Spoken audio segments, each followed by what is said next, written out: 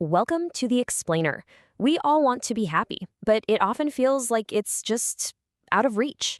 Today, we're going to break down the practical daily steps you can take to stop chasing happiness and start building a life of real, genuine contentment. It's a huge question, right? One we've all asked ourselves. And the answer isn't about what we're doing wrong.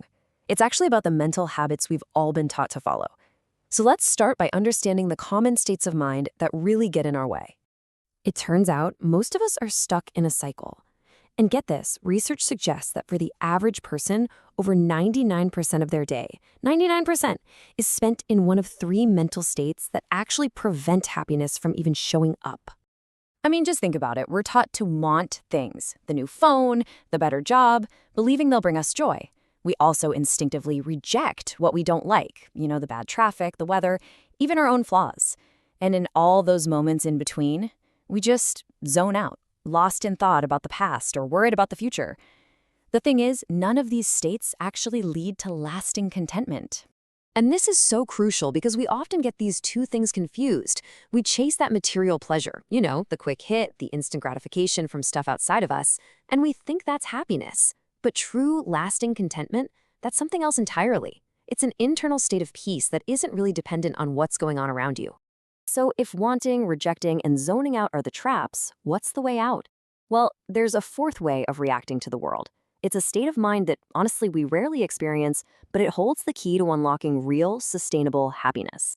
And that is mindfulness.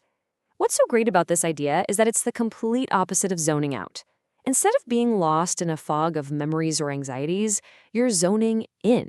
You are fully engaged with the reality of what's right in front of you, just taking it all in as it is, without slapping a label of good or bad on it. Okay, this all sounds great in theory, but how do we actually make it part of our lives? Well, the good news is that we can literally train our brains to be more mindful, more resilient, and, happier through some pretty simple and consistent daily practices.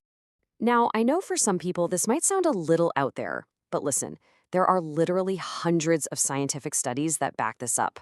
Consistent meditation is proven to fundamentally change your brain's neural pathways, making you less reactive and building a solid foundation for genuine happiness. And you don't need to go sit on a mountaintop for hours. It's all about consistency, not how long you do it.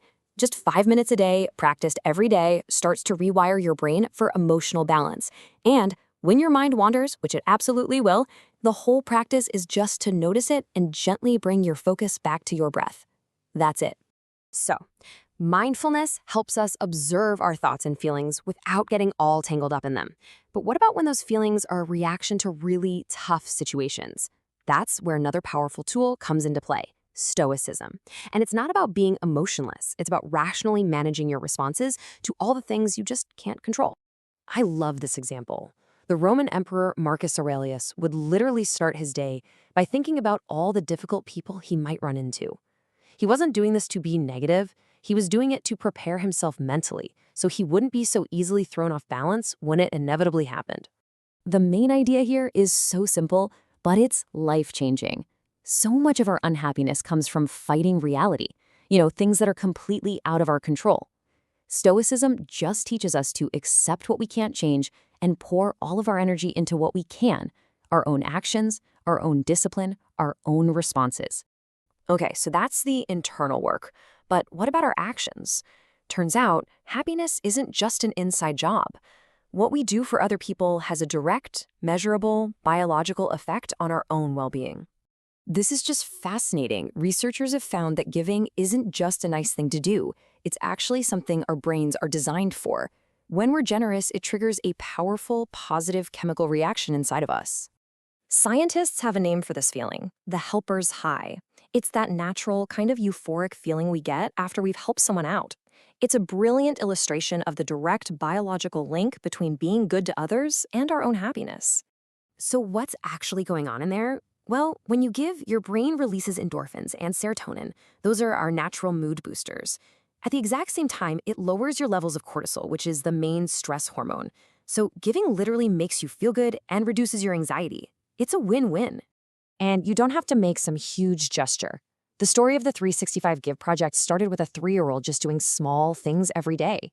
It can be as simple as picking up some trash at the park, or donating old blankets to an animal shelter. The real key is to start small and make it a consistent daily habit.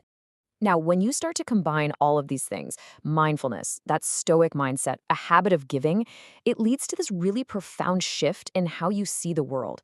You start to move away from a constant focus on me and toward a feeling of connection with we. I mean, let's face it, so much of what we see and hear conditions us to be negative and suspicious. We get bombarded with stories that make us doubt other people, and it creates this default mindset that's always looking for what's wrong with the world. And that makes it incredibly hard to feel happy or connected. So the antidote is to consciously shift that mindset. Instead of zeroing in on our differences, we can actively look for our shared humanity. The key is to try and recognize the innocence in others, to understand that pretty much everyone is just trying to find some happiness, just like you are. This analogy is just perfect.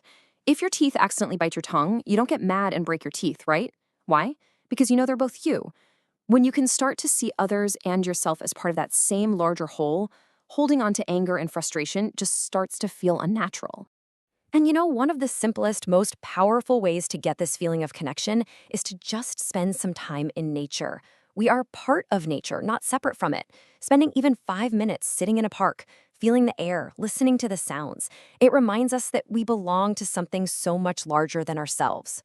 So the bottom line is this: happiness isn't some destination you just arrive at one day, it's a daily practice. It's a toolkit you use every single day, combining a moment of mindfulness, a quick stoic check-in on what you can actually control, one small act of giving, and a conscious effort to see yourself in other people. Because every small act of mindfulness, generosity, and connection, it doesn't just help you. It creates a ripple effect. It spreads to your family, to your community, and out into the world. So the question isn't whether you can be happy, it's how you'll choose to start creating that happiness.